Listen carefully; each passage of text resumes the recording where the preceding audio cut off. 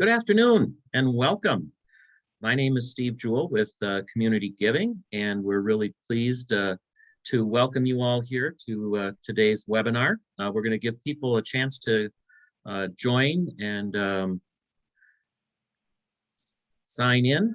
So give people just a minute to do that, but really want to say thank you for taking some of your time today on a beautiful summer day to tune in to our Community Connections webinar series.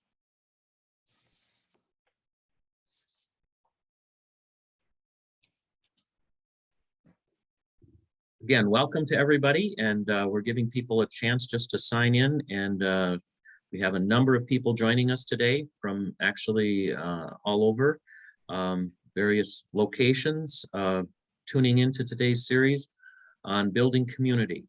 So once again, I'm Steve Jewell. I work with Community Giving. We started this series actually during COVID, looking for a way to connect with people across the community and across areas we serve, and on topics we felt that were important that people wanted to talk about. So we were delighted to learn that people did have an interest and wanted to have conversations about important community topics. And so even as we come out of COVID, we wanted to continue these webinars, and today's focus is on building community. Community foundations and chambers of commerce and many other local community institutions talk about building community, but what does that actually mean? So we wanted to go deep and to talk about what does building community mean and how does it actually happen on the ground. So we're going to talk today first about what is community visioning, and then how is community visioning actually carried out in the communities that many of us serve as community foundations, as well as other local community institutions. So as you are part of today's webinar, we want you to know that it is being recorded. So for whatever reason you have to step away, we will be emailing out the link to see the recorded program in its entirety. Also, if you do have questions, please, we'll have time for Q&A, but put your questions and answers into the chat, and we will definitely make sure that you are heard and that we can get to your questions. We will have time for that. So we will be getting started here now with Sarah Carlson, who's the Executive Director of the Willmar Area Community Foundation. She will kind of set the stage and talk about community visioning. Sarah. Thank you, Steve, and welcome everyone. We're so glad to have you. In our webinar announcement for today's session, we gave a quote about if you don't have a goal, any road will do. And that is definitely true in community work, where lots of happy accidents in good outcomes happen, but there are also times that a plan would have certainly helped propel something compelling and vital forward inside a community.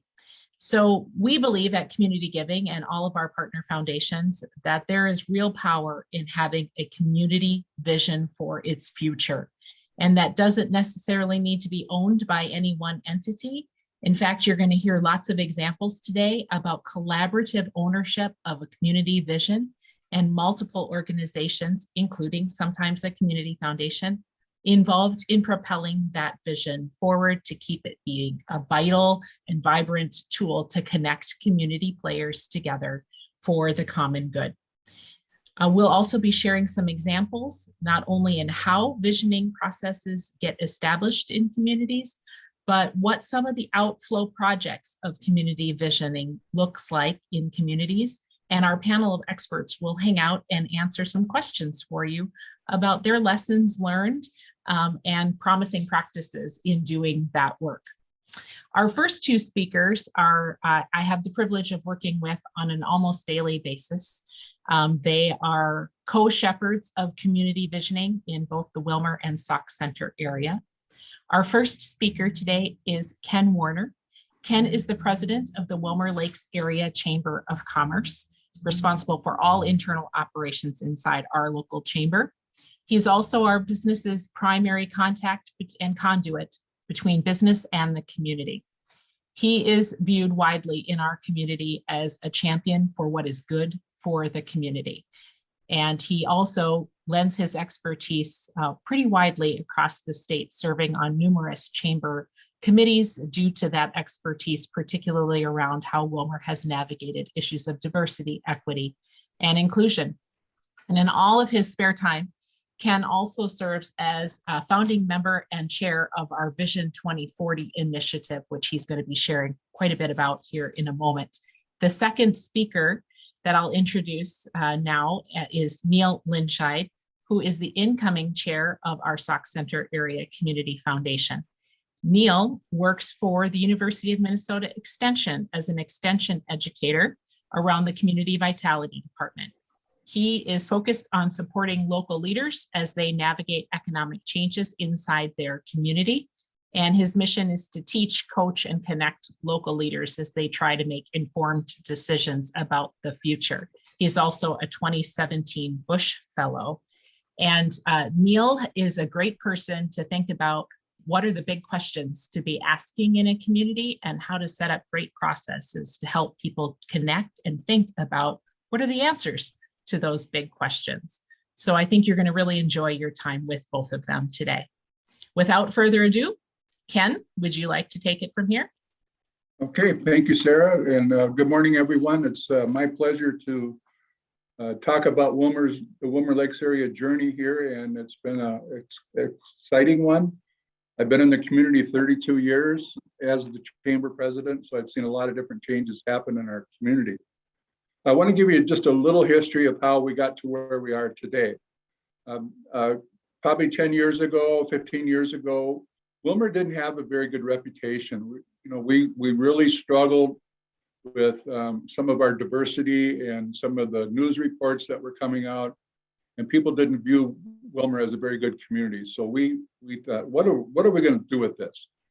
And so we invited different stakeholders to the table, which was the city, the county, the school, Jenny-O Turkey Store, the chamber, Rice Hospital, the Economic Development Commission, Bridgewater College, and all of our media partners. And we said, every one of you have a stake in this. We need to work on this. We need to work on Willmar's reputation. What are we going to do? So we created Vision 2020 and brought all those stakeholders together and talked about what do we want to do in our community. And due to a very significant partnership with Blandon, we had a group of individuals that went through the Blandon Community Leadership Program, and they came back with an idea. Let's build a YMCA in Willmar. And that kind of lit the fire under everybody. We did it, and all of a sudden we had a YMCA, which was wonderful. It's great for health, it's great for retention of people, and it's great for recruitment. That led into, well, Willmar didn't have a swimming pool. We have a beach, but not many people use the beach. They'd go up to Spicer where it's nicer to use the beach. So a group of citizens again got together, and through a very generous donation by the Olson family, we now have the aquatic center that a lot of people in our community use. Again, very good for retention, very good for recruitment. And then, with our diversity issue, I remember Peter Gillespie, who was the state demographer, was running around the state of Minnesota and talking about diversity and population change. He said, you know what, if you want to know what Minnesota is going to look like in 20 years, go to Willmar, because they're there right now and they're dealing with it. And I really saw that as a badge of honor that others outside the community saw Willmar as a champion that was working on something that was very, very difficult. And the last thing that Vision 2040 did before it went into sleep mode is we had the opportunity to apply to be an All-America city. And we put together a team of 50 individuals, from seniors to kids. And we put together this presentation talking about how Willmar, Minnesota dealt with diversity. We took everybody to Atlanta. We did our presentation, and by golly, we won. We were an All-America city in 2005. And what was so exciting about that is once we were awarded that, our community celebration called Willmar Fest was going on at the same time. And they had a big event out at Robbins Island with a couple thousand people there. And they were able to announce that Willmar was the winner of the All-America City in 2005. So again, it was a great opportunity.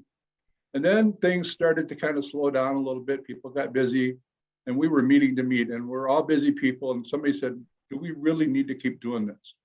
So the decision was made to put it into sleep mode with the intention that if any of the partners that I mentioned before, the stakeholders, thought we should get back together, we would get back together and see what's next for the community. So here we come back in 2015. A lot of things have changed in the community, but most importantly, a lot of the leadership changed in the community. New superintendent, new county administrator, new city administrator, a new president at Genio, new president at Ridgewater College.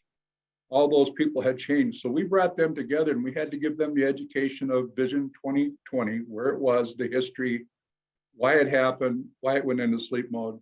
And now is the time to bring something back. And so we came up with this idea of doing Vision 2040 because all the players change. And one of the players that changed the most that really has made a big difference for us is we also had the Willmar Community Foundation join us as a stakeholder. Under Sarah's leadership and her board, they brought a whole different playing field to our table here. And so I can't thanks Sarah and Steve Jewell and all those people with the foundation on what a great partner they have been for us and given us some structure, some financial assistance, and just a process to go through to make sure we're inclusive of our community. We also went from, back in 2020, we were dealing with diversity and a lot of that was dealing with the Latino community. Now you go to 2015, we feel pretty comfortable with the Latino community, but now we have a big population of Somali people. And they brought a whole different perspective to the table because they're, refugees and immigrants, and there's a difference between the two. So we've been working very hard on that, trying to be inclusive. So when we talked about Vision 2040, what do we want to do? We actually had 3 different town hall meetings and we had over 350 people show up. We broke them into small groups with the facilitators' help and talked about what does the community want? And so, that was all put together. And for most of us in the business world, we put together a business plan. And the business plan was Vision 2040 is a movement based on an evolving plan created by the citizens of the Willmar Lakes area. And under that, we put together 4 subtitles so that we had a place to park projects and events. We had communication, inclusion, health and wellness, and engagement. So when things would come up, we'd try to figure out where it would fit under there so that we could manage how those things went out to the different communities. But with all those different people, also brought different volunteers to the table, which was absolutely wonderful because our mantra is it's got to be collaborative, it's got to be a partnership, and it needs to be community-led. If it doesn't meet any one of those 3, it probably is going to come out of the Vision 2040 process. So, and over the years since 2015, there's been 16 different projects that we've done that I'll briefly go through, but I want to tell you a little story. Sarah and I had the chance to have lunch on, I think it was Tuesday, but I told her, I said on Monday, I was coming back to the office and I drove by Bethesda Care Center, which is a local nursing home. And through the Vision 2040 project, we were able to help fund 2 Trishaw bicycles, one for one of the home care centers and one for the other one.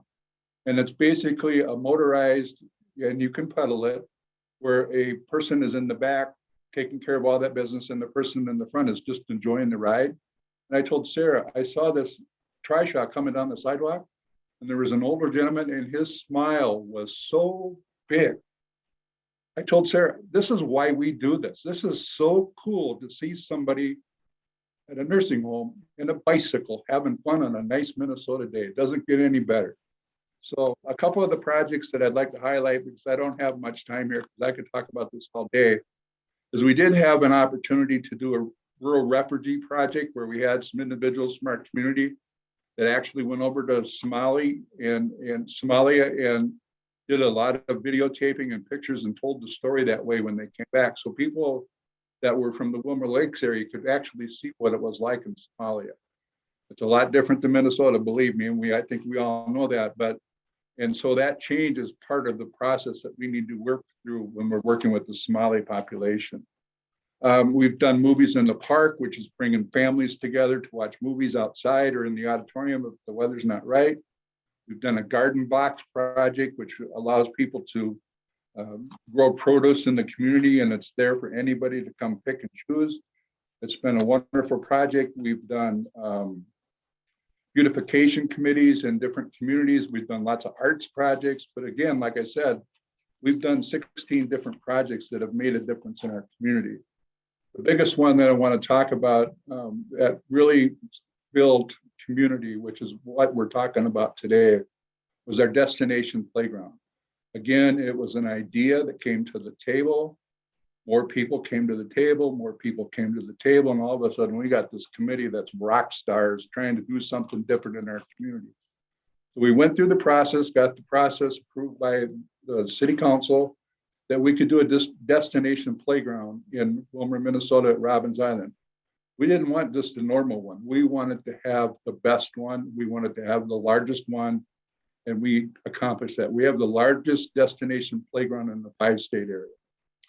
It took 300, it was a community build, so it was all put together by volunteers in the community, which was really a neat story because we had 3,792 volunteers that volunteered to help build the destination playground in 9 days in 2017.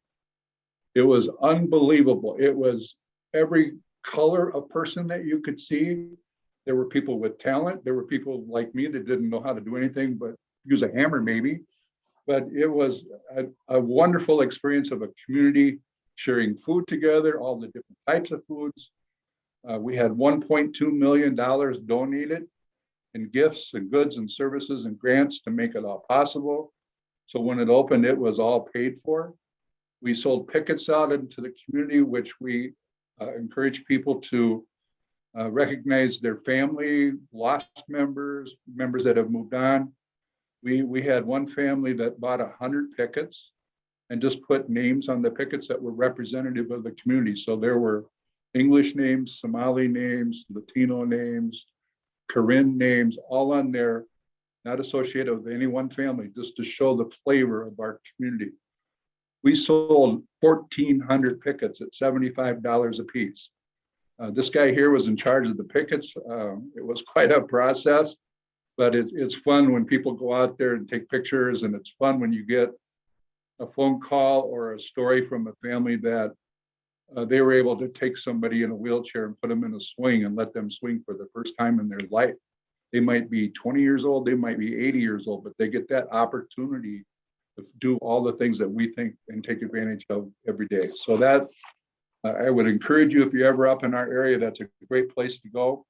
And then I'm going to wrap up here just to talk about what makes all of this possible is we really have a unique community where if it's an economic development project and it costs a lot of money to do it, maybe one bank can't handle it. Our banks partner together to make sure that those kind of things happen. Our media, they are great partners for us. They're at the table, they're doing in-kind, they're helping us tell the story before and after and all the successes we have. So people get to see what we do. And the best part is nobody cares who gets the credit. We just get the job done. As I mentioned before, it's about being collaborative. It's about the partnership, and it's about being led by somebody in the community or bunches of people in the community. Where we are right now is we're kind of almost in that sleep mode. We need to talk about what's the next big thing that we want to do in our community. So we are very fortunate. We have 2 different leadership programs in our community. One is called Leadership Perspectives. It's a chamber program that talks about the community leadership, so they get exposed to all the different things in the community, from education to law enforcement to nonprofits to retail, all of those kind of things. And then out of our Vision 2040 program has created a new leadership program called Vision 2040 Leadership, where it works on your individual leadership and how you do things and how you can do things differently, basically understanding how you work. And then we still have our friends with the Bland Leadership Program, and we're working hard post-COVID to get a class to go through the Bland Leadership Program. But what that means is we're going to convene those classes from the last 3 years of Vision 2040 Leadership and Leadership Perspectives and the Bland graduates and bring them together and say, okay, there's people like Ken Warner, there's people like Larry Kleinville, our county administrator, Jeff Holm, our superintendent of schools. We're all retiring next year. Who's going to step up to the plate and do these kind of things in the community? So we're hoping by bringing these people together, not the shock factor, but say, if things are going to get done in this community, it's you. And it can easily be done. All you have to do is have a dream, share your dream and people will join along on the journey. So we've been very lucky in Willmar, Minnesota, that we've been able to have that vision. But again, I think it's because we've worked hard, terribly hard to be inclusive, to make sure that we listen to all citizens in our community. Doesn't matter if it's the arts, it doesn't matter if it's economic development or nonprofits. We're all in this together. If it's good for Willmar, it's good for Spicer, it's good for New London, it's good for Montevideo, it's good for Benson, because we are a regional center, but we're all in this together and we have to stay healthy together. So that's my presentation for today. I hope I didn't go too long, but like I said, I could take up the whole 3 hours we have here today to do this, or I think 2, but it's a great journey we've been on. And I just want to thank all of our people in the community that have supported this, because it's been easy to be the chair of the committee because we have a good team that gets things done, because they don't care who gets it done, just that it gets done. So thank you very much. Thank you, Ken. And now I'll invite Neil to step forward and start sharing his story a little bit about what's happening in Sauk Center. Neil? All right. Thanks, Sarah. And thanks, Ken. It's always hard to follow Ken. You do such a great job, Ken. And all the work that you've done in Willmar really is amazing. I love hearing about it every time. I'll be talking about something a little bit smaller scale, but I think it connects with what Ken was sharing about having a community vision. And I'll kind of be starting at the very beginning of how do you get started on having a vision. And I'll talk a little bit about this idea of a civic summit. This is something we've done in Sauk Center and in my work with Extension, I've done in other places as well. And I've just found it to be really valuable and sort of something that any community can do regardless of your size to get started and start understanding this really big question that I think is important that we're trying to figure out, even if we're not asking it. And that's what's going on in my community. I think in Ken's story, you heard a little bit about let's get together and let's talk about what's happening, what's important. In my community, we had been getting together, but we really realized, hey, we want to know what's happening. What are all the other groups doing in the community? It's been a few years of us not getting together. And sometimes there isn't a pandemic that is causing us to not get together in person or things like that, but it's just inertia, all of us working on our own groups and committees and things like that. We don't always understand what's happening around us. So we wanted to find a way to answer this question. What's going on? What is happening across all the groups in Sauk Center? And are there places where we can collaborate better? What are the things that we need to be paying attention to? And if you think about what you could do to answer a question like that, I think you have a few approaches that you have at your disposal. I mean, you could easily do a survey. You could send it out to all the leaders of different groups in the community. You could conduct interviews. You could go around and talk to maybe leaders at your social clubs, your banks, your business leaders, and ask them what's happening, what are their priorities. You could try to look on calendars, look online at different folks' websites, or collect maybe the flyers for the various events that are happening in your community and collate those. Or maybe would do what we did, which was to say, let's meet together. Let's talk about what's happening in the year ahead. And let's just understand what events are going on, what are the activities, what are the goals that each of the groups in our community has for the coming year. So trying to keep it contained in a year is sometimes difficult when we want to think big and broad, but for our purposes, we just wanted to get a handle on what was happening today. So we've honed in on using this idea that I'm not sure if you've already heard it. Maybe it's something that you all know already, but it's something that in my practice, I've found to be valuable. We call it a civic summit.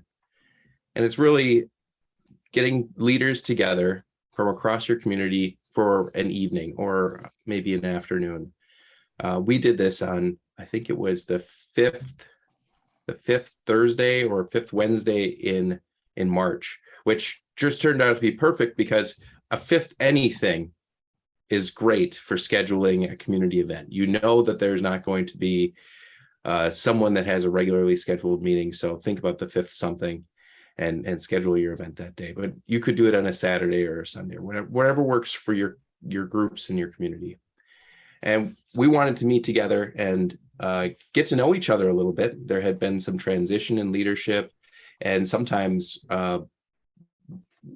we knew that we just don't even know who's running that club or group. Who should we talk to if we were interested from the Community Foundation standpoint and encouraging them to apply for a grant or some support. So first and foremost, let's meet together. Next, we wanted to have a structured way to talk about what's happening across the year. So what activities, events, and needs do you have for maybe volunteers come up in March, April, May? You go through the calendar and talk about what those are.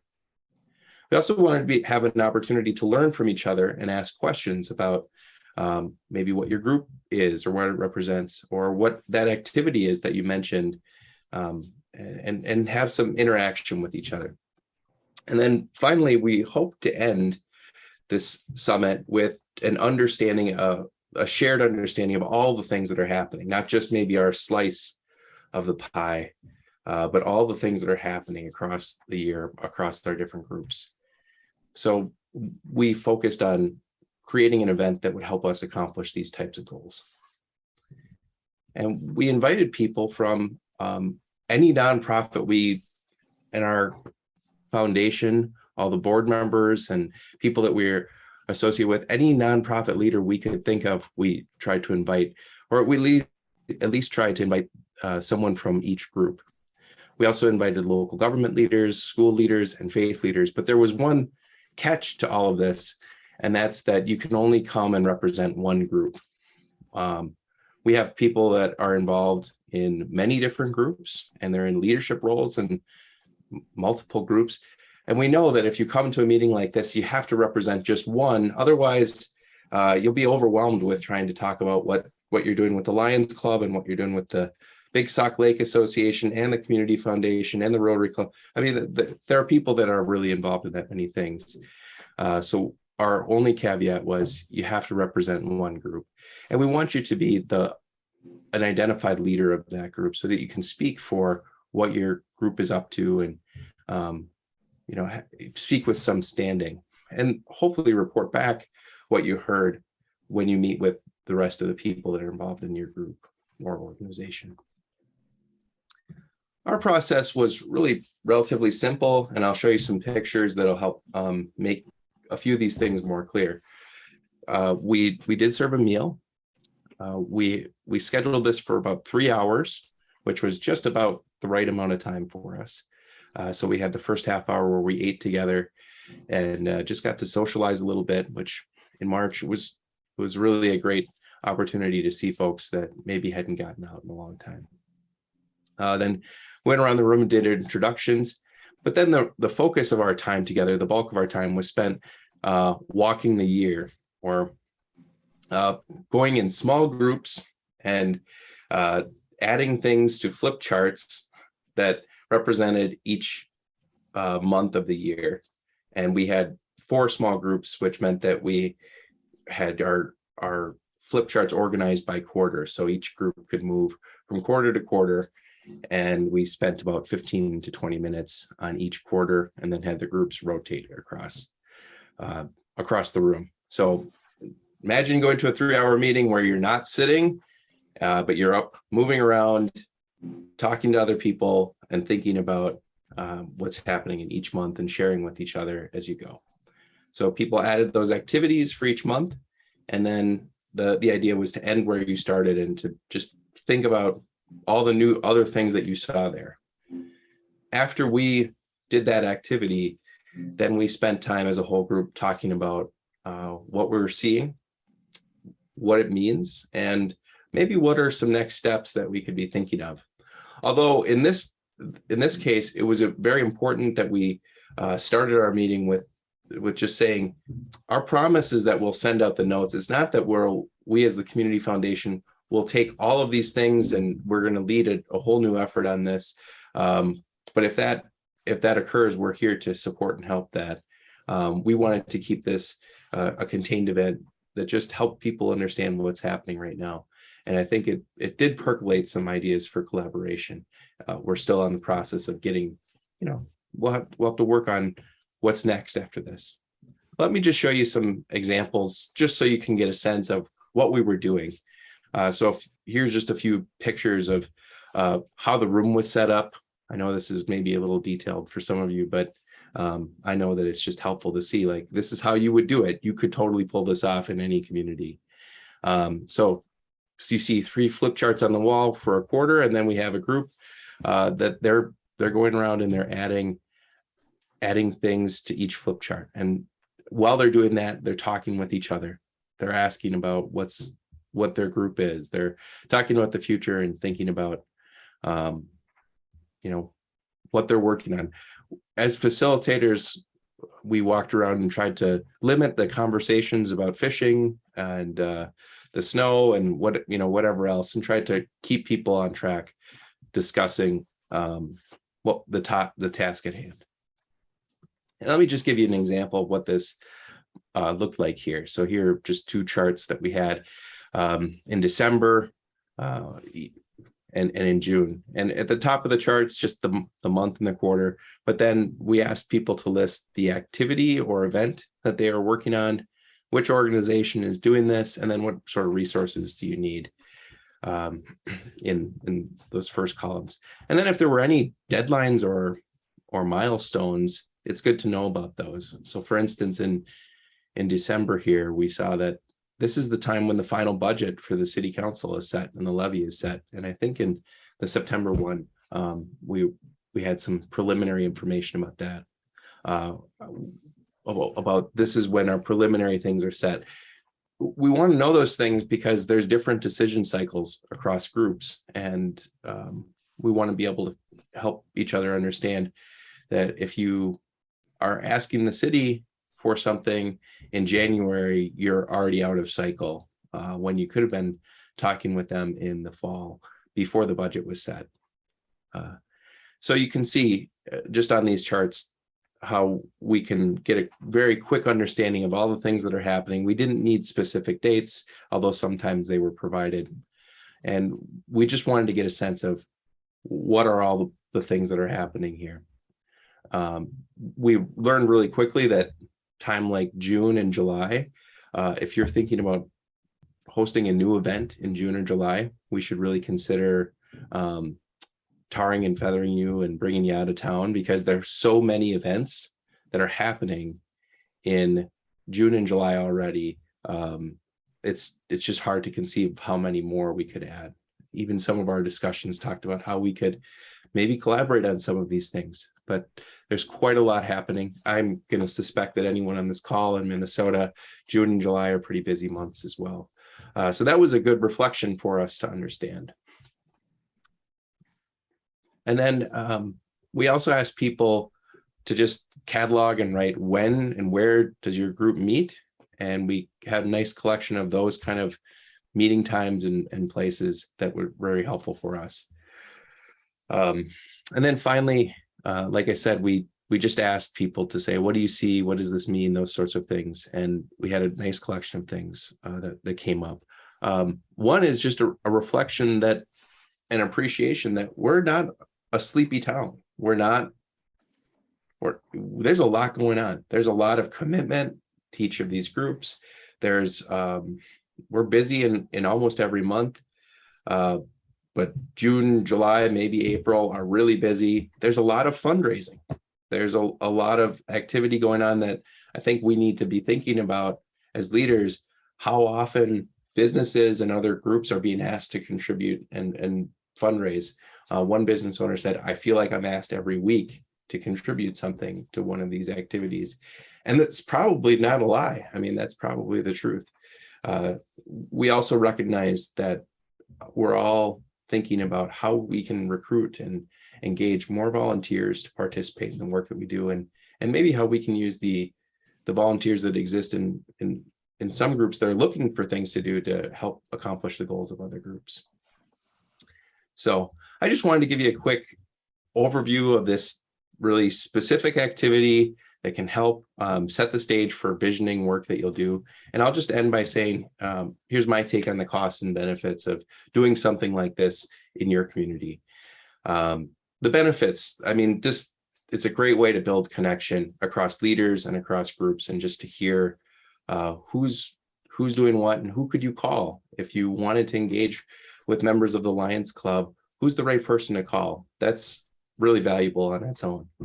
It's also a great benefit to learn interactively when you can ask questions about what that event is or why it's happening or what this group is. And there were a few groups that not many people knew about that even existed. So that's really helpful to have that dynamic back and forth.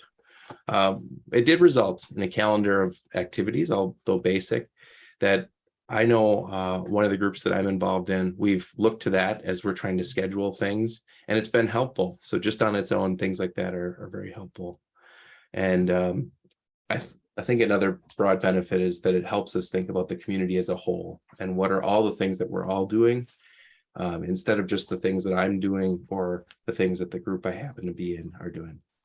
It was pretty low cost. So there was some planning time, some food, the meal, we covered that with the Community Foundation, and our staff or our board members on the Community Foundation. We planned it and we facilitated this, and had Sarah's help along the way as well. And then we had some support from the Community Foundation staff to type up the notes and send those up as a follow-up for everyone. Again, our promise was we'll bring you together and we'll send out the notes and we'll talk about the future. And that's what we wanted to mean. So hopefully that gives you a good sense of this really simple tool that you can use called the Civic Summit to help maybe kickstart the need to have a vision in your community. And we are definitely hoping that we'll continue to talk about what's next after this in the coming year.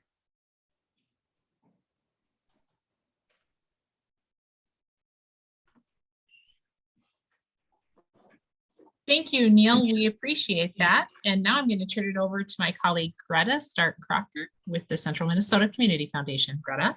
Thanks, Sarah. Thank you to Ken and Neil for sharing your local community vision stories. Next, we'll hear from our three panelists on how they achieve their community visions. I'm pleased to introduce to you Carl Samp, Executive Director of the Brainerd Lakes Area Community Foundation, who will be sharing the vision of the State of the Lakes. We're also pleased to have Pat Steig of Carver County Public Health, who will be sharing the vision of communities of belonging. And we're very pleased to have Erin Perry, who's filling in today. Last minute, she took it on, and we're really proud to have her from the Greater St. Cloud Public Safety Foundation, sharing the vision of the local cop houses. With that, I'd like to turn the webinar over to Carl Samp, Executive Director from Brainerd Lakes Area Community Foundation. Thanks, Greta. And thank you, Ken and Neil, for sharing your stories. A couple of old pros there that have a lot of great experience doing what they talked about. So thank you all for joining us today. So I'm going to talk a little bit about the Brainerd Lakes area and something we've tried up here. Just a little history. Region 5 back in, I'd say, the mid-teens, did a regional planning process that took place mostly in the Brainerd Lakes area. And one of the things they identified as both an opportunity and a challenge for our area are how do we engage with our seasonal residents? And so when our board went into planning back in 2015, strategic planning, they decided, they wanted to think about how do we as a community foundation engage with our seasonal residents up here.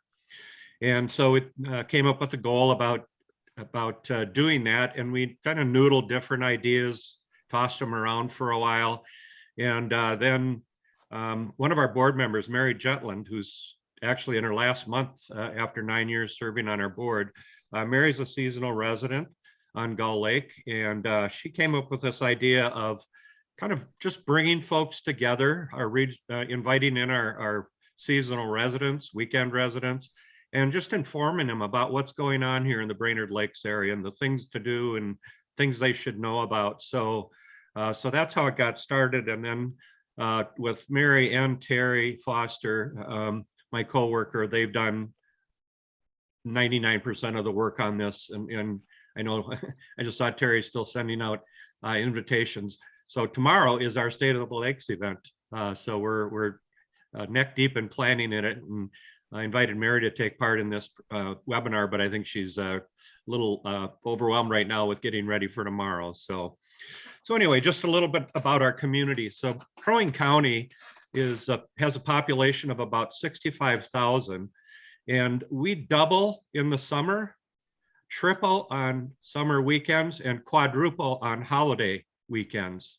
So our seasonal residents make up a really significant part of our community for a pretty large chunk of the year, at least 33% of the time or more.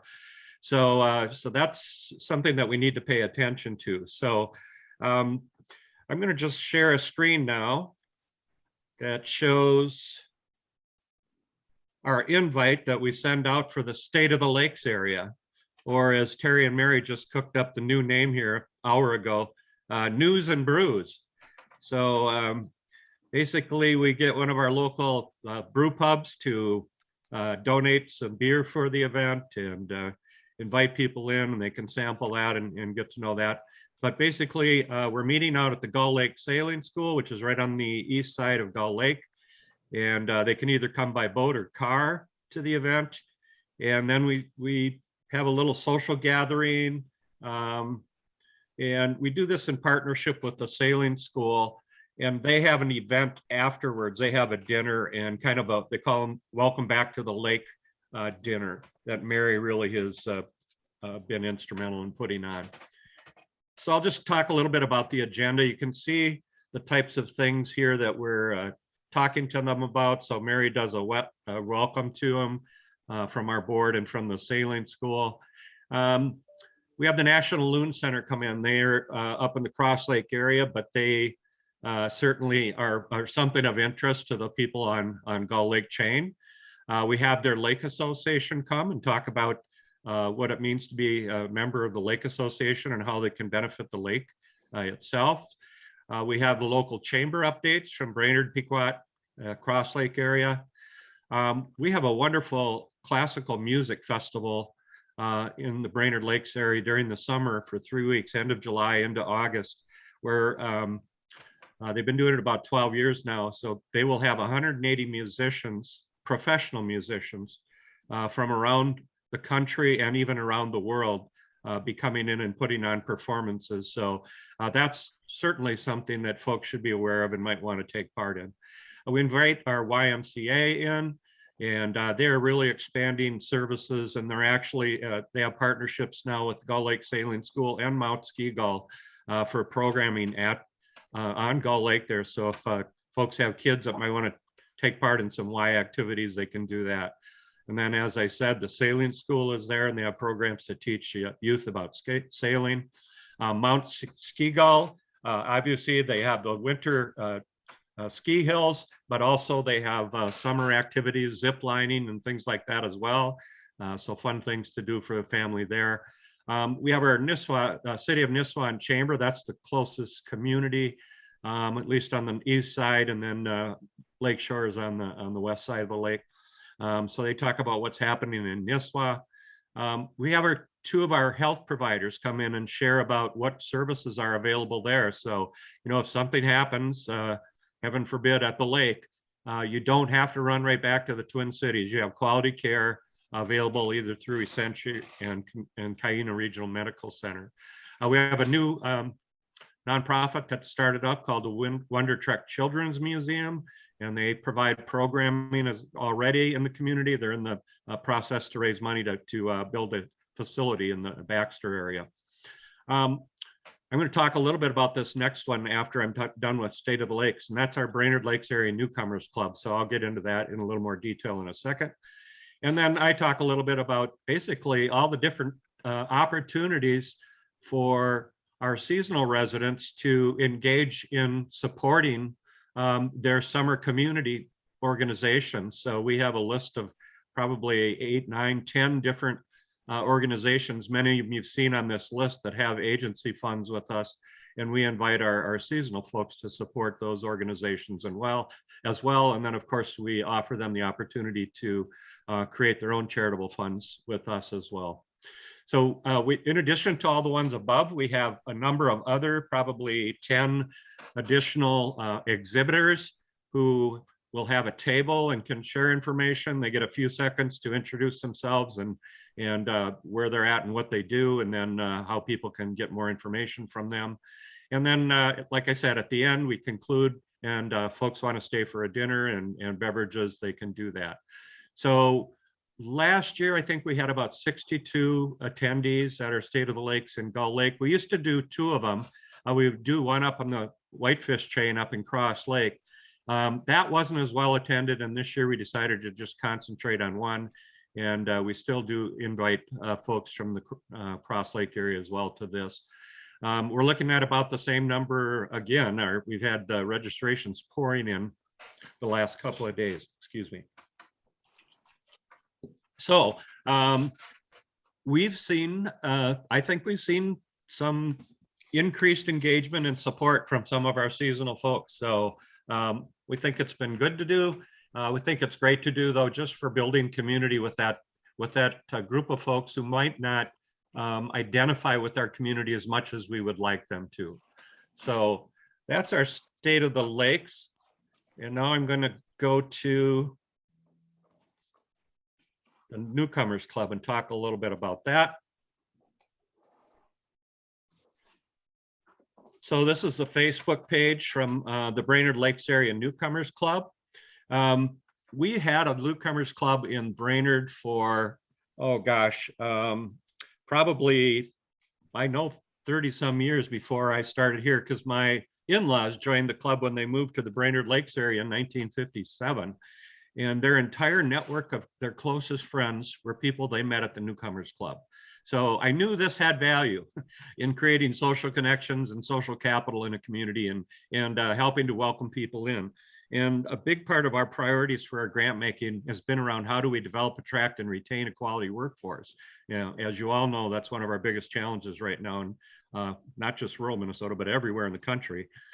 So we felt this was a good strategy to, once we got people here into our community, to get them locked into a social network and help them feel more welcome here and want to stick around.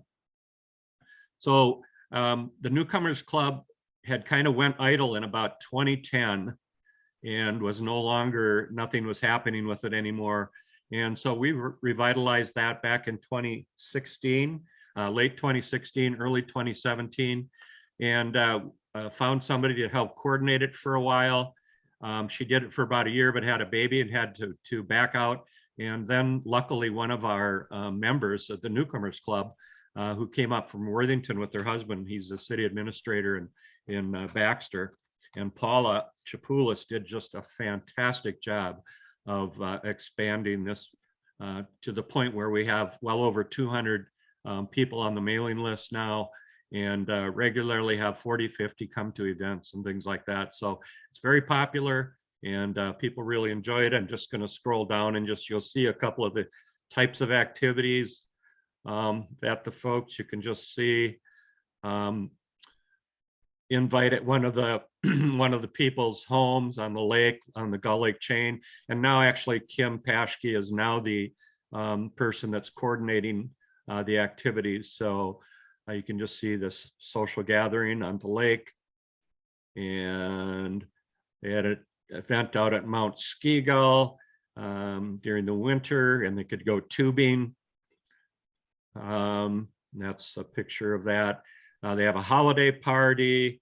Join the brew pubs for the business after hours. A book club has started, and a number of other things. So get together at coffee houses. I know they just they were up at the Cross Lake St. Patrick's Day parade recently. They had an outdoor game night at one of our parks where they played cornhole and other yard games and things like that. So anyway, that's just another way we've built community and welcome in our newcomers to our community as well. So with that, if you have any questions, we'll take them at the end of the other presentations. Thank you. Thanks, Carl. Thank you, Carl. Now we'll move over to Pat Stieg with Carver County Public Health to hear about communities of belonging. Pat? Well, thank you very much. And thank you for the opportunity to share a little bit of information about our new initiative. I'm gonna pull up my screen here if I can.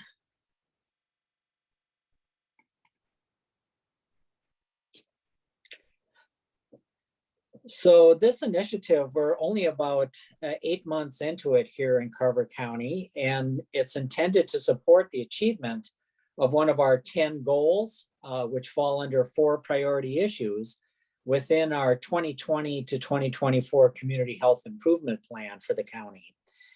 And like the Community Health Improvement Plan, the Community of Belongings Initiative was developed by a group of residents from throughout our county, representing multiple sectors.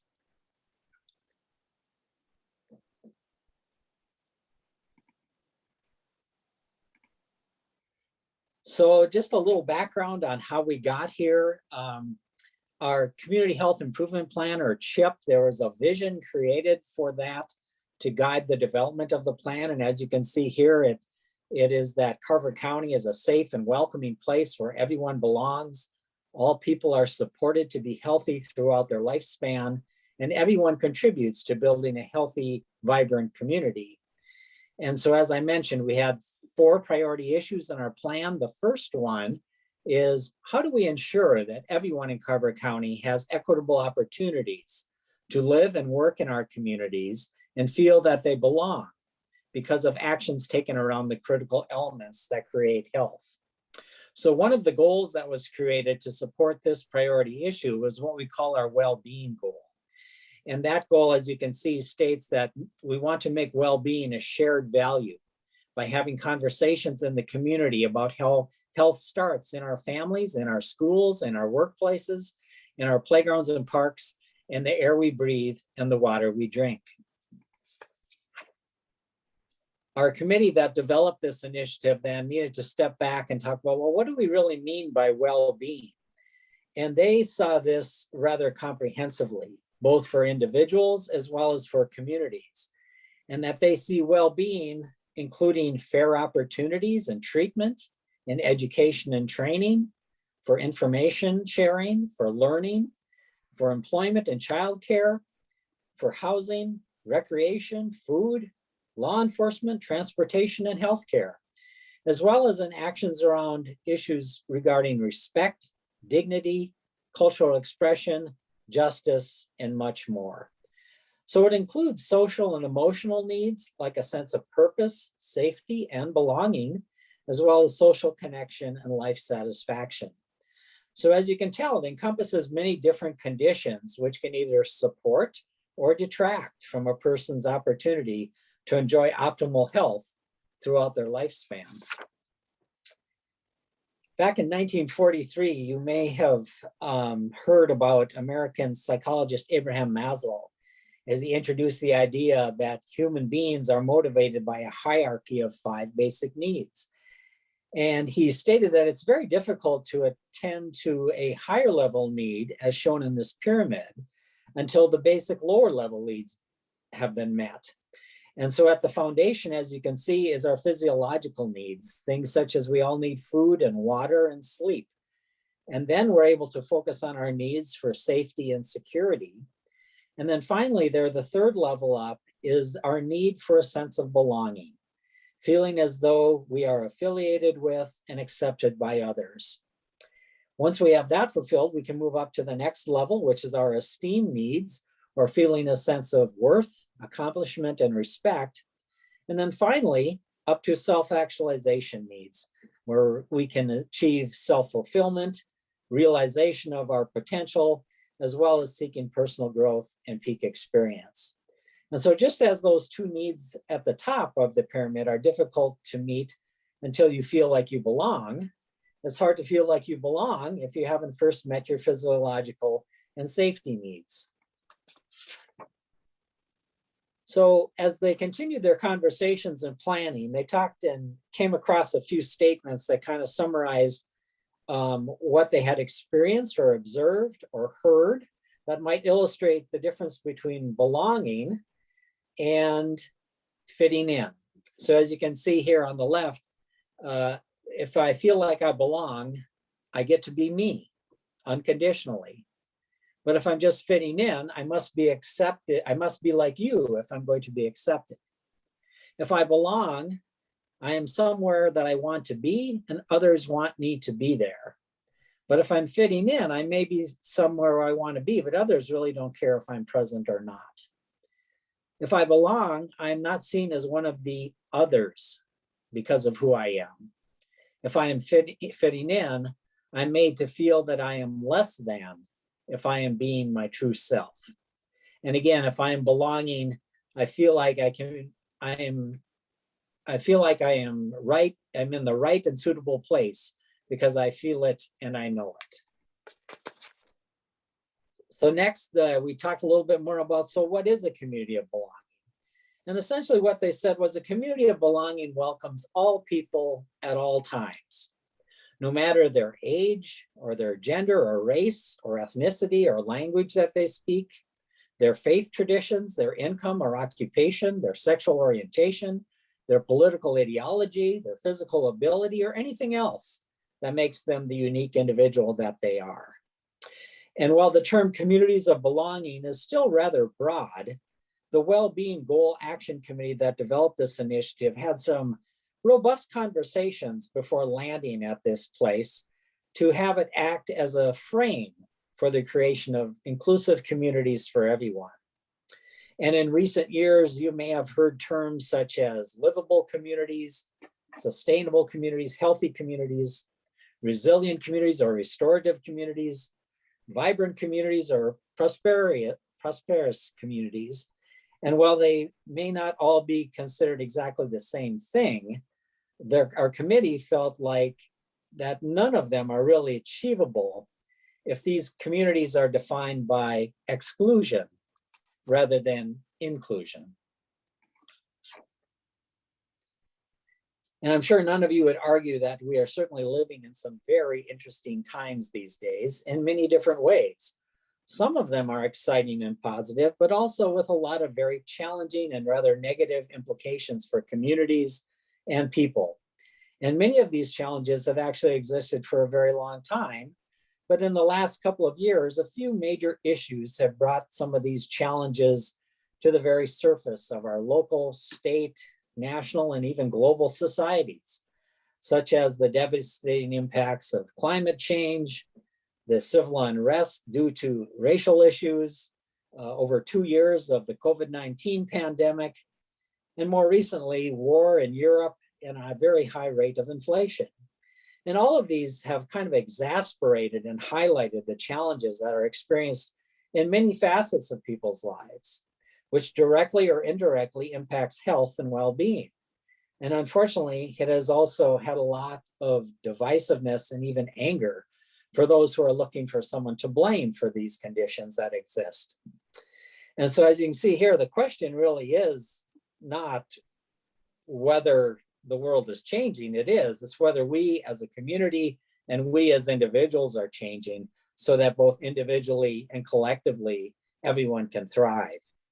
Because out of every crisis, there is an opportunity if we recognize that opportunity and seize upon it. So I've noticed a lot of people talking about the need to create places of belonging if we are to address the challenging times we live in a manner that lifts everyone up and leaves no one behind. And this is something I came across by John Powell from the Othering and Belonging Institute, where he stated that it seems increasingly obvious that the world is becoming a battleground for two competing worldviews. One suggests we respond to growing upheaval and anxiety by building moats around ourselves, creating smaller and smaller we's and denying resources, care, and humanity to those that we label as the other. He then went on to say that a different approach that we can band together, join our resources and creativity, and leave no one behind, not even those with a different worldview, so we can address and survive forces like inequality. In short, our greatest danger is to turn on each other, and our greatest asset is to turn toward each other.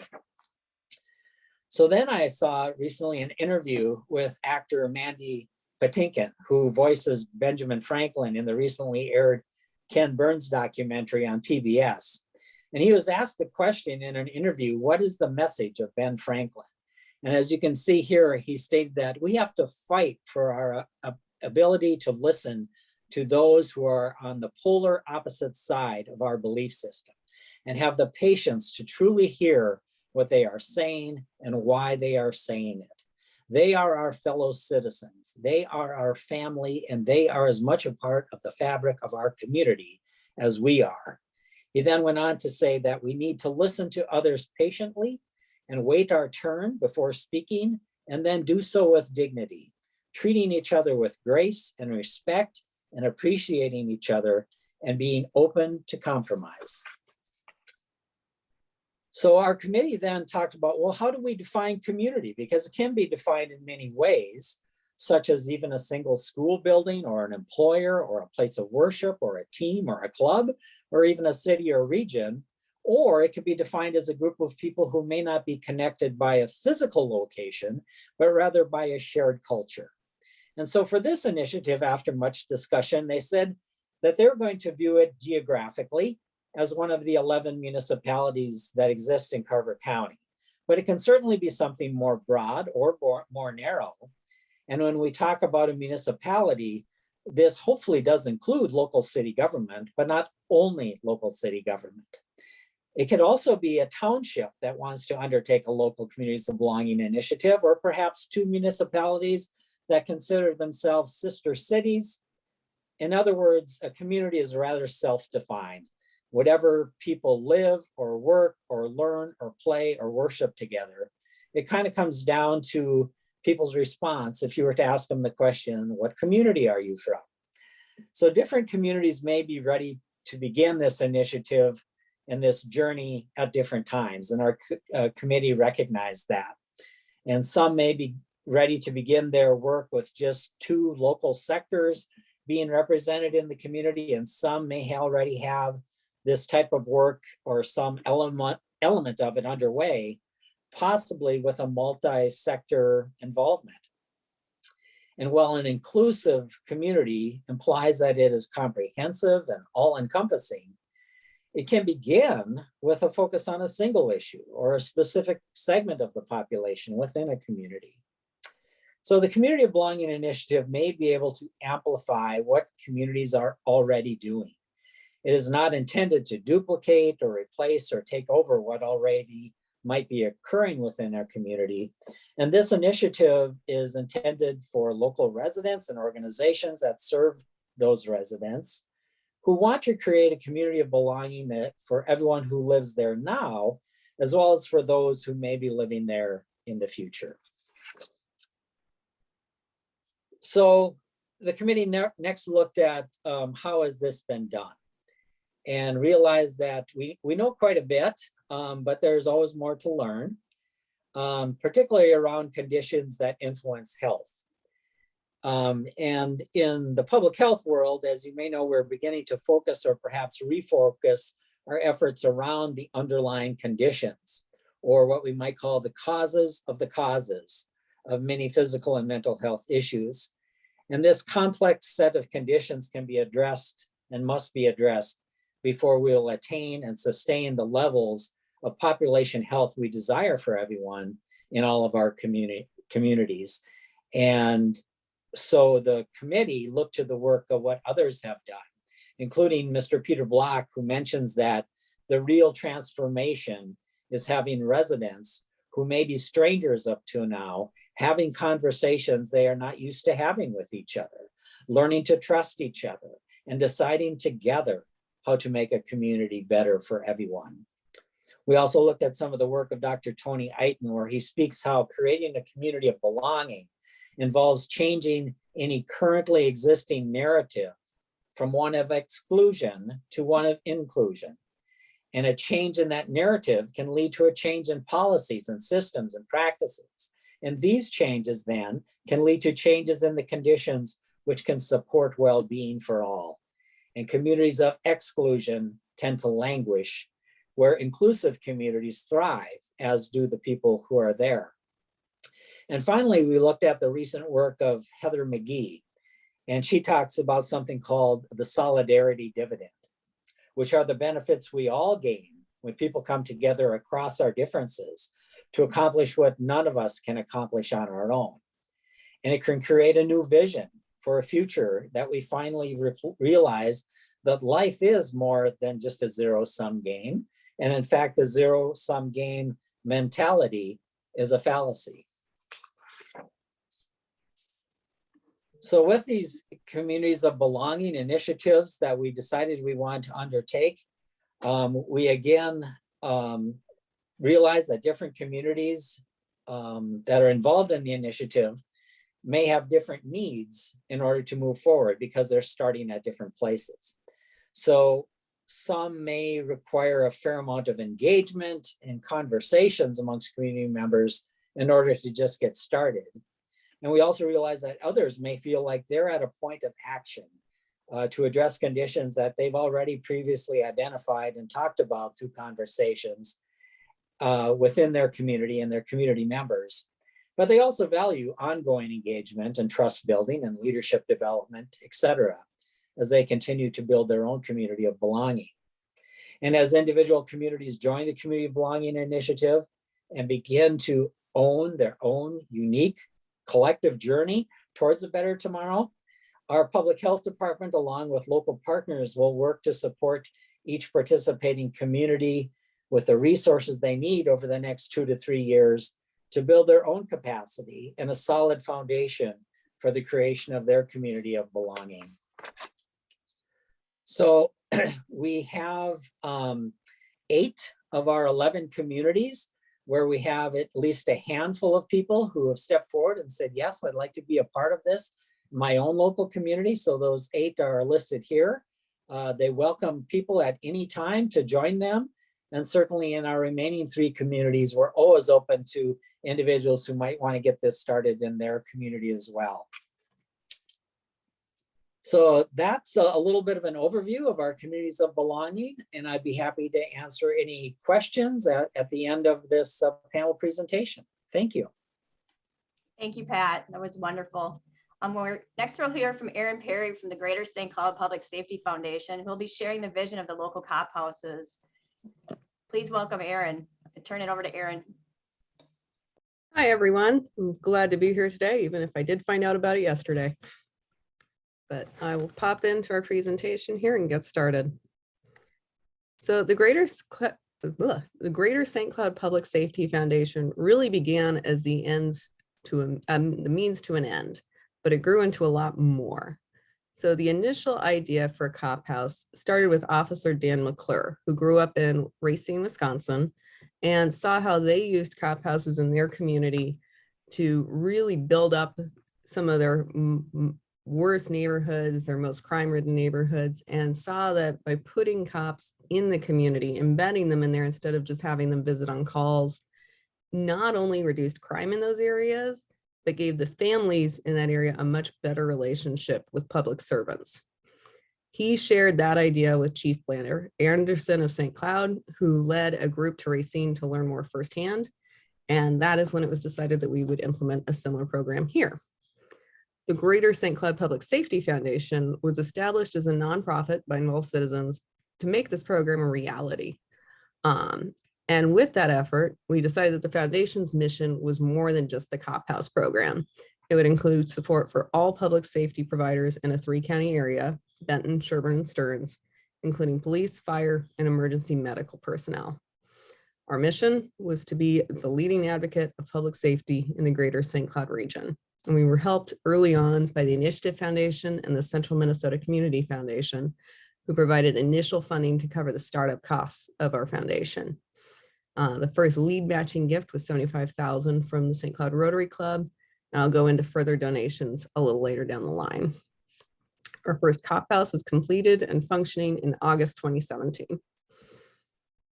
So beyond just the cop house in St. Cloud, we fund and guide multiple strategic initiatives across the public safety realm, and we serve as a fiscal host for other public safety organizations such as the Canine Drives. So one of our programs that's maybe a little less well heard of is our scholarship program. We've run that for a number of years now, and we've been able to help 31 people seek a career in public safety. Our future plans for the program include a mentorship program to match scholars with experienced public safety professionals. We know that the future of public safety has to represent our community's diversity, and we have to encourage and support the young people that will make that future come true.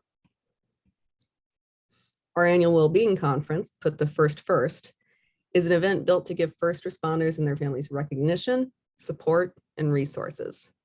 The work first responders do every day takes an intense toll on the individual and their family, and not all organizations, especially those in more rural or smaller departments, can provide all of that support internally. That's where our organization steps in and gives them further resources. Our school safety project is a unique collaboration with GeoCom, who you may recognize as having done the 3D mapping and security surveillance when the Super Bowl came to Minneapolis. With their help and an innovative new product of theirs, we have been able to map Apollo High School, Tech High School, McKinley, Sauk Rapids, Rice High School, Sartell High School, Cathedral High School, and Big Lake High School. This effort will lead to faster response times and better situational awareness should any incidents arrive in those schools. And we are hoping that this pilot program serves as an example to the rest of the country about what's possible. During COVID, we had to pivot a little bit. It seemed to be a bad idea to do a giant in-person event that would gather all the first responders from our region in one room. Probably not the best plan. But simultaneously, supporting first responders in our community was more important than ever. We committed to provide $30,000 in funding for personal protection equipment for first responders and work together with Centricare and regional police, fire, and EMT agencies to give these organizations access to the precautions they needed to stay safe in an unprecedented challenge. Finally, the Community Outpost, or COP House, as you probably hear it called more often. By centralizing a police department in a troubled neighborhood and by making it a house instead of a cold and personal corporate building, we're able to revitalize, serve, and protect much more effectively. We chose the initial neighborhood and house based on the greatest need. The house that now serves as the COP House had been a center of police activity, it was a bad kind, for a few years. We were able to buy it and rebuild from the ground up. It actually looks just like a family home, just a little more reinforced in the garage area. The foundation owns the house itself, and then we rent it to the St. Cloud Police and other tenants, with the SCPD actively managing house and much of the programming it provides. The SCPD is also responsible for keeping that fridge full of ice cream, which is an absolutely critical part of our strategy for youth engagement and our homework help program. In addition to the St. Cloud Police, other occupants of the house include Centricare and the Mayo for Health Services and Stearns County Human Services. By having these organizations work out of the same space, they each have office space in the building, we're able to offer more comprehensive services to the people who live and work in the neighborhood. We're bringing the resources to them. And we have many more organizations who may not maintain a full-time presence in the COP House, but do work out of it on occasion. That's anything from legal aid to we have a dental care bus that comes down and does dental work on children at no or low cost. And for instance, the SUSU hockey team who does a hockey program with children in the neighborhood. By offering this space to these organizations, we're able to connect them to a local community that really needs them. And these are just a few of the programs they offer. If you follow the COP House on Facebook, you'll see updates about all of these, from kids learning to fish, kids learning to ski, women learning self-defense, movie nights in the park, community celebrations, and just so much more.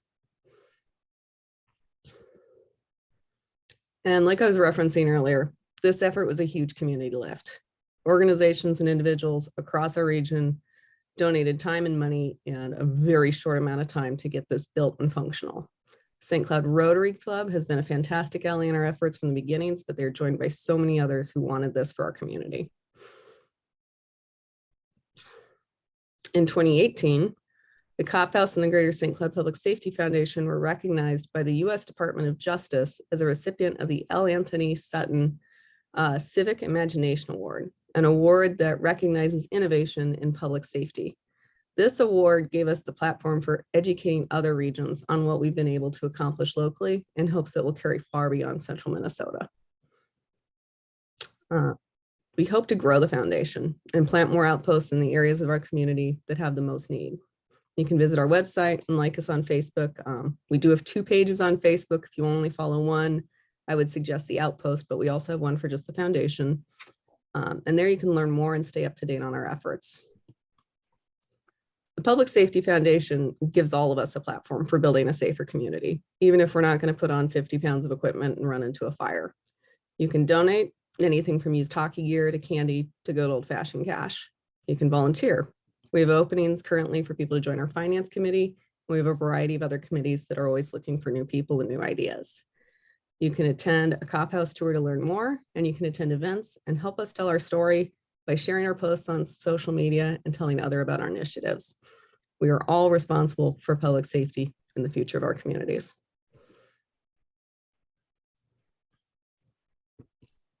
Well, thanks, Erin. Thanks to all the presenters here. We're going to go right into the Q&A session. Actually, a number of questions here already, but if one of these questions kind of get you thinking and you would like to follow up or something, go ahead and type it into the Q&A chat box there. We're going to start off with Neil. Neil, this one has specifically to your Civic Summit. Is there a community-wide calendar that anyone can access and update? So this is your ongoing Civic Summit. Is there a way for other community members to be able to see what's going on, all the events that you were talking about, try not to have too much overlap if possible, and then are there certain organizations, certain people that can actually update it? So the Chamber of Commerce in our community does have an online community calendar that has some of those events, but not all.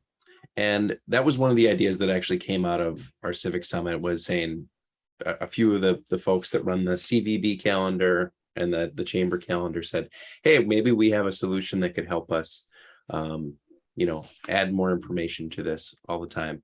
I think having been involved with things like that in the past, one thing to recognize is that there is a lot of overhead that goes into collecting that information. And even sometimes when we have that open source, anyone can add it, we're always sort of struggling to get people to add and to contribute. And it's only as good as that is. So for me, one of the strengths of having something like a Civic Summit where you talk about that, and it doesn't have to be called that, it's that you can source a lot of that information really quickly, and you can get what you need from people, ask the questions that you need to really quickly. So I guess the short answer is sort of, we have something like that, and we hope to continue to make it better by enhancing it with events like this. Yeah, I know that the communication, we live in a communication age. We have so many things coming at us from so many different sources. And so it's difficult to try to be that one consolidated source because there's always something new coming up there. But it shouldn't, we shouldn't just throw up our hands and say, hey, we just can't do it. We just have to continue to figure this out together. And at the same time, not leave behind others who are technology hesitant, or they don't have the ability or the opportunity to be connected via social media or some sort of technology. So newsletters so again, it's one of those things where communication is very important. Yeah, and I just want to add to what you said there. Sometimes we do think that technology is the answer, but it's the answer to the wrong question. Here our question is, how do we get people together to talk about the future and to talk about the coming year and understand and build relationships with each other? The notes and the calendar are a byproduct of that. Mm-hmm. They're a helpful byproduct. They're useful to people, but the intention and our goal is to bring people together to talk about these important things. Very good point. Thank you. Next question is to Pat. Communities of belonging. Let's see here. What are some best practices that have surfaced in the communities that have started this program? So you had mentioned, Pat, there were, I believe, 11 municipalities within Carbon County. Have all 11 started? Are there best practices that some of the early ones could kind of go over and help others who are interested in starting their own? Yeah, that's a great question. And we actually have 8 of the 11 who have gotten things started. And by saying gotten things started, it is very early for most of them. We do have a couple that are a little further ahead than the other 2. And for those that are still getting started, the point they're at really, I think, is 2 challenges. One is, how do we get more people involved? So it's not just this small group of people that are interested in this. And secondly, where do we begin? And the where do we begin part is somewhat intentional, because we really do believe that each community knows their community best and can figure this out best on their own without leaving them flailing aimlessly for months on end. And so that's where the communities that have had a little more success and experience come in. And as you stated, provide opportunities for them to learn from each other.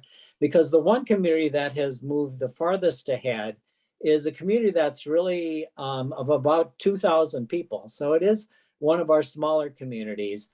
But what they've done is they've kept asking everyone they know and encounter in the community, whether it be someone they do know or someone they've met for the first time, if they'd be interested in talking about communities of belonging. And they've had presentations at some of their local church groups and schools and civic clubs to continue to engage people.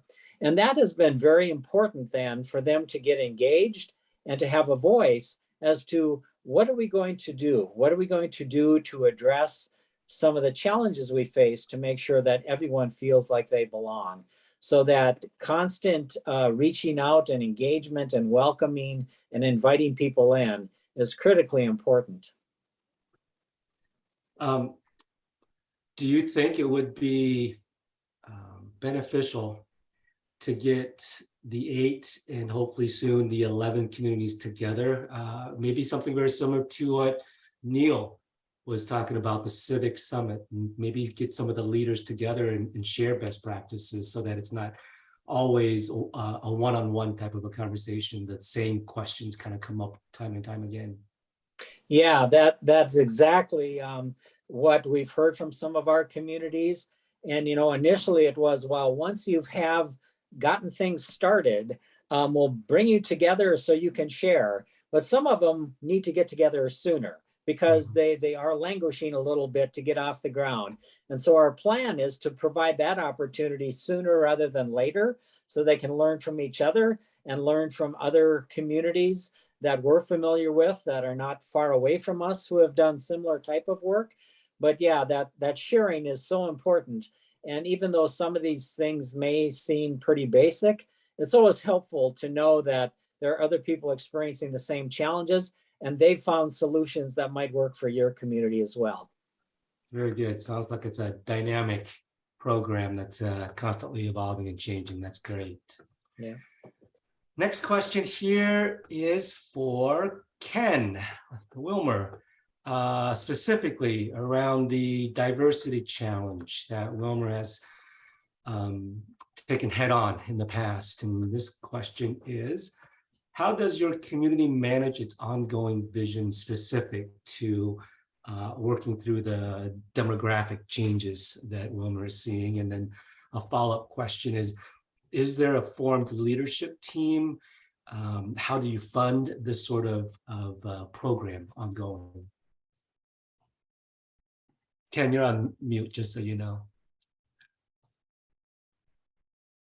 It is a journey that we're on, and it has its challenges. What we have found is that we have to take baby steps. We can't anoint people as the leaders because they're not the leaders, and sometimes that upsets the followers. But what we have found is that if we're looking for engagement, it's tough to do during the day because they're working. And most of these people are entrepreneurial, so they might have a side business. So when they get off work, they go down and open up the grocery store and work till 9 o'clock, 10 o'clock, and do that all the time. Sundays are family day. So if we want engagement from them, it seems like the best target happens to be Saturday afternoon.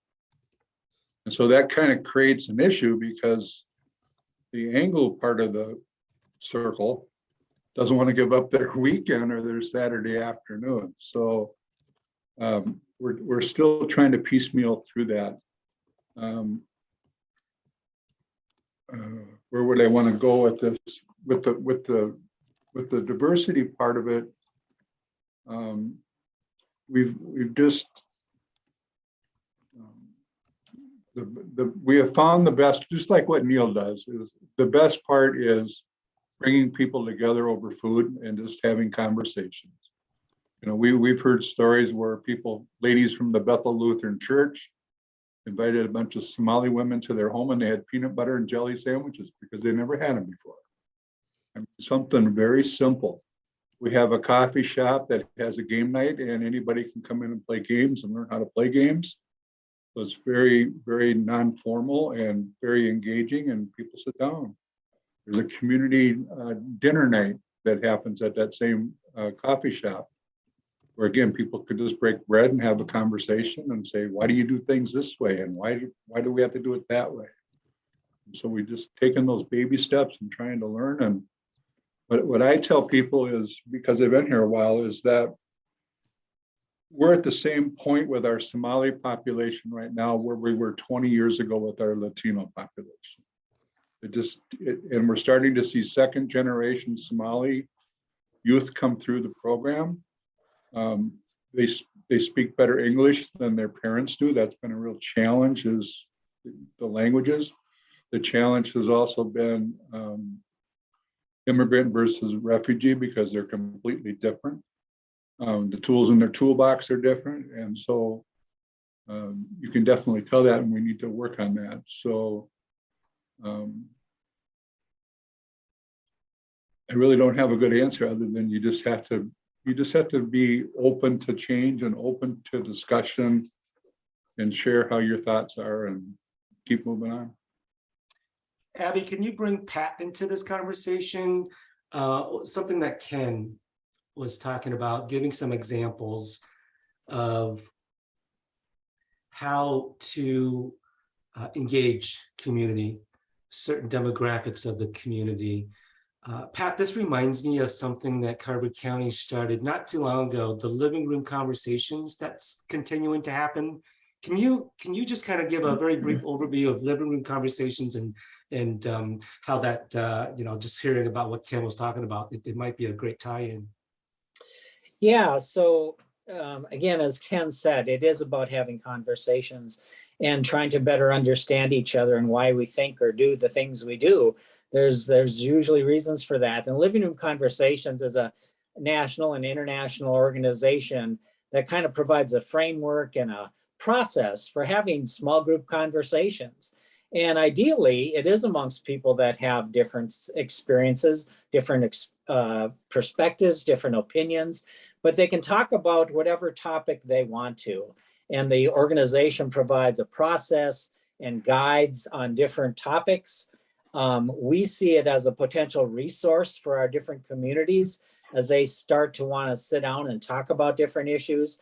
And the issues can range from things that are very timeless, that have been challenging us for a long time, like how do we value money, things around race, lots of different issues like that, as well as very timely topics that they come up with, like how do we deal with the coronavirus, and how do we deal with issues around climate change, so those type of things. So we've hosted 3 different sessions already, kind of county-wide, to give our communities a flavor of what that process is. We've talked on topics such as belonging, talked about topics on civic renewal, as well as talking to strangers.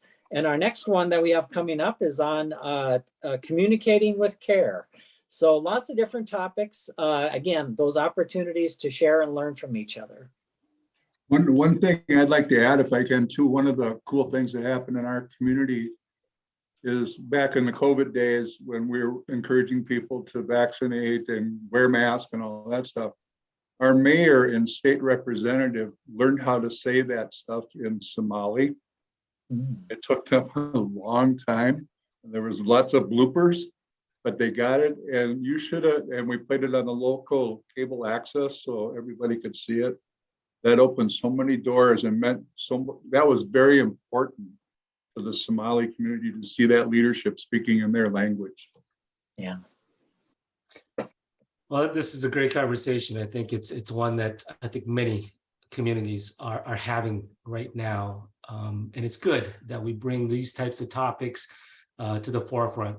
It's even better when we can start sharing some of the best practices, the other instances and the situations that, hey, this worked great. We tried this other thing. That didn't work out so great. Here's why. I mean, these are the open conversations that I think all of us should continue to have. So thank you two for that.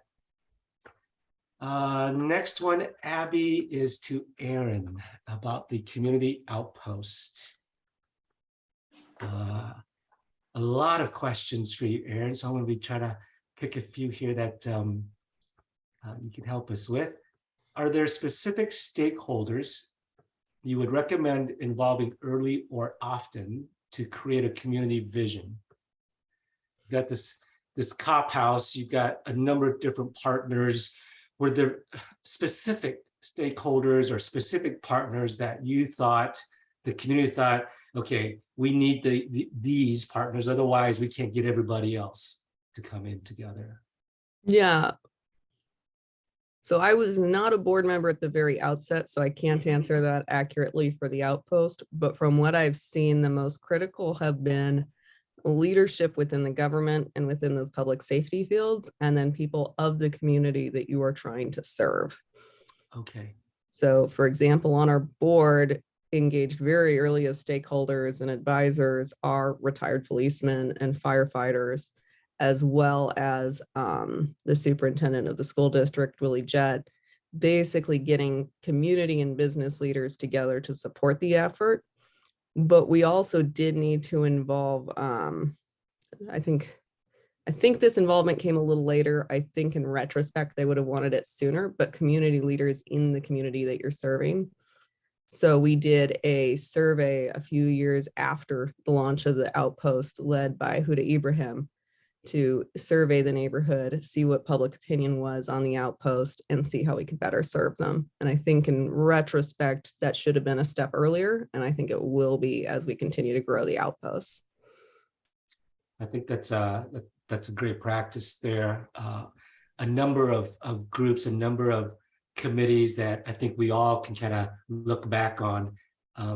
We set a goal, we put a plan in place, and I think one of the things that we misstep on together is we're not bringing all the voices to the table. We assume too much. We think we know what everybody else is thinking, and they're like us. And sometimes, and most times, it's better that they aren't like us, that they have different perspectives. So bringing everybody's voice to the table, I think, in any environment is a good thing. So no, that the outpost and everything else that you guys are doing there is great for the community. I was looking at the list of partners that are part of the outpost, and the first slide you had the healthcare, central care. That's great. The pillars that are needed. And then that second slide where you had, I don't know how many, I couldn't count them all in time, but for them to really see the importance and the benefits of being part of that program says a lot for that program. So thank you for that. Yeah, thank you. Next question is to Carl. We've got State of the Lakes. Carl, you had spent a little bit of time talking about the Newcomers Club. And that I think personally that's huge for any community, right? Regardless if it's a group or a specific intent, whether it's about the lakes or whatever. How do we welcome? How do we make this information available to people who have just come into the community? A follow-up question to that is, what lessons have you learned in trying to establish this community vision together? And then probably more importantly, how do you keep it alive? Okay, remind me of what I missed. Keep it alive. Well, we've been basically funding it at about $2,500 a year. I think the first year we gave them $5,000. So it's been a minimal grant of $2,500. It funds about 5 hours, 5 hours a week for the coordinator to plan and coordinate activities and get a quarterly newsletter out. So that's how we're keeping it going. And it's really a person who's active in the club. They're doing it kind of as, you know, not so much for the money, but, you know, because they enjoy the social aspect of it. Give me the first couple of questions again. Okay. It's really about lessons that have been learned in. Yeah. And getting the word out. Yeah. So I'll talk about getting the word out. We partnered with our chamber, really, because, you know, our chamber really gets, I mean, more than anybody, they get about the need for how do we develop, attract, and retain a workforce. So the chamber has given, they have a weekly newsletter that goes out to their membership called Swell. And they've been allowing the Newcomers Club to post on there, at least they did the first couple of years, all their activities and everything. And, you know, hey, if you've got a new employee coming from out of town, make sure and refer them over to the Newcomers Club. So we've been using our employers by and large for getting the word out. Obviously we did some press releases and we put it on our Facebook page and some other things like that. So that's been critical. Lesson learned, having somebody that's in the club be the coordinator has been really critical. The first one we tried just was kind of out of a convenience. Somebody was, she was pregnant. She wanted to have a very part-time job and she took it on, but she just was not committed to it. Like we've seen the two people who have been active in the club be committed to it. So that's one key lesson we learned. You know, another is they, you know, they're working with a lot of the local entities and businesses too to introduce people to different things in their community. So, you know, many of the businesses are very happy to, you know, have people come and learn more about them. One of the challenges has been folks wanting to market through the Newcomers Club their businesses, like financial advisors. And, you know, so when folks are new to a community, you know, and that's something that the club is trying to ignore or not ignore, but, you know, not let happen, not let it be commercialized, because we don't want our newcomers to feel like they're being sold to, and that's what this is about. One thing that we did do is we did have one night at a brew pub early on where we invited all of our service clubs in to come and talk about what their club, you know, what their club does, what their priorities are, when they meet, etc. So encouraging people to get involved in our service clubs in our community. So it was just another opportunity to further engage them and connect them to additional people in our community and become part of the, you know, of the social fabric and civic fabric of our community. I think what you just described there, Carl, Lynn had a comment and a question. Lots of people are not on Facebook, right? They're just not connected to the social media aspect of our generation here. Certainly not mine. How do you get the word out for that, right? It's being in the community, being involved in a lot of different groups, events, and being present, and you know. Yeah, they have an email list, you know, so almost everybody has email, you know, and so they communicate the activities through email. If you would look at that Facebook page, you'll see it's not very current. The new coordinator has not been as good as the old one of keeping the Facebook page current. So it's really been through email messages to the membership. So, you know, and we say, you know, these are for folks who have been in our community less than 3 years as kind of the target audience. But we make, you know, we're very clear, nobody's going to have to show their newcomers card when they go to an activity. You know, so we've had other people just go because they wanted to do the activity and meet new people in town, myself included, you know, so yeah, so it's open to everybody, you know. Great. Thank you for that. A follow-up question for Ken. there's a question around what's the difference between immigrant and refugee? Is it what they come with versus a choice to relocate to the US? You're on mute, Ken. Ken, you're on mute. That's just the third time. I'm slow learner, I guess. Sorry about that. I would look at it, an immigrant would be the type of person that has all their paperwork completed. They have the finances to be able to survive on their own, and they have a place that they're planning to go.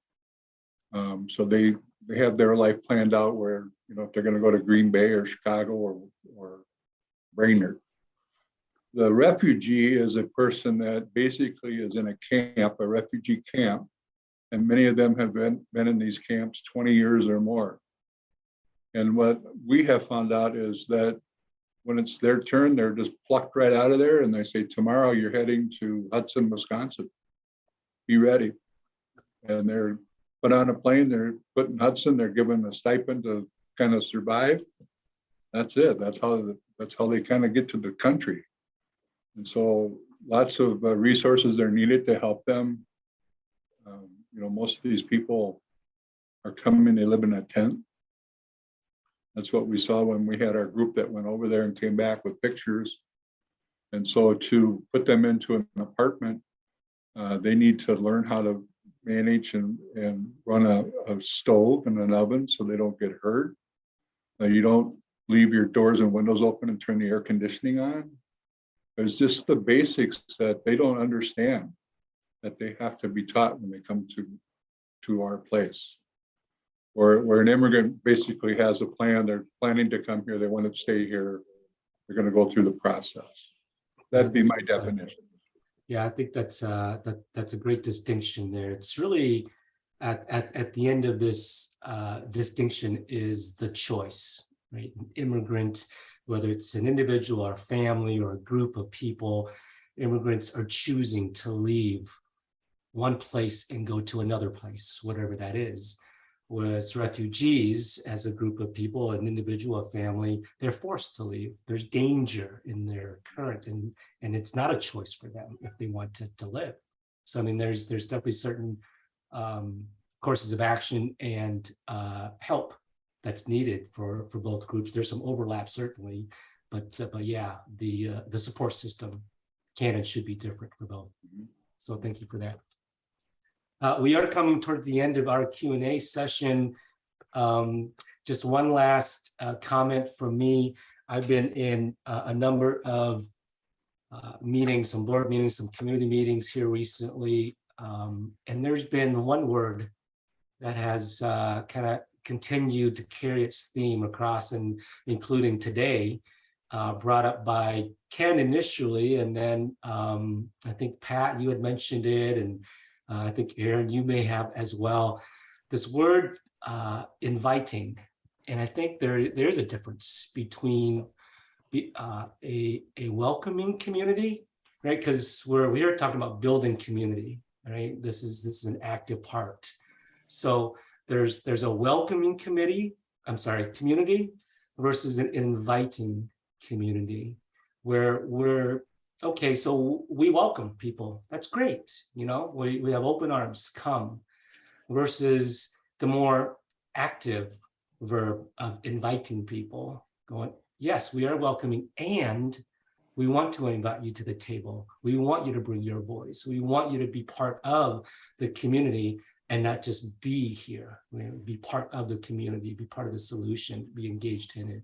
So it's all that I think all of our presenters and their respective communities are striving for. And all of our participants and attendees today must have some connection to that. Otherwise, they wouldn't have spent the last hour and 45 minutes with us. So appreciate everybody's time. I'm going to pass the torch to my colleague, AJ in Alexandria. Go ahead. Hi, everyone. Thanks, Kai. As Kai mentioned, my name is AJ Kohler. I'm the Executive Director of the Alexandria Area Community Foundation. So I just really wanted to take a minute to thank all of our amazing speakers. We learned so much and everyone got so many great ideas on how to build community. So thank you. And I also want to thank everyone for attending and for your great work in your local communities and everything you are doing. If you ever have any questions or want more information, we have resources on our website at communitygiving.org, or we always invite feedback and comments and ideas. So reach out to your local executive director or others at Community Giving. We are here to work with you and learn from you as well. And keep a lookout for our next webinar. It'll be a professional advisors webinar. We're just finalizing some details and dates. So look for that in the coming weeks. And just thanks, everyone. This was amazing.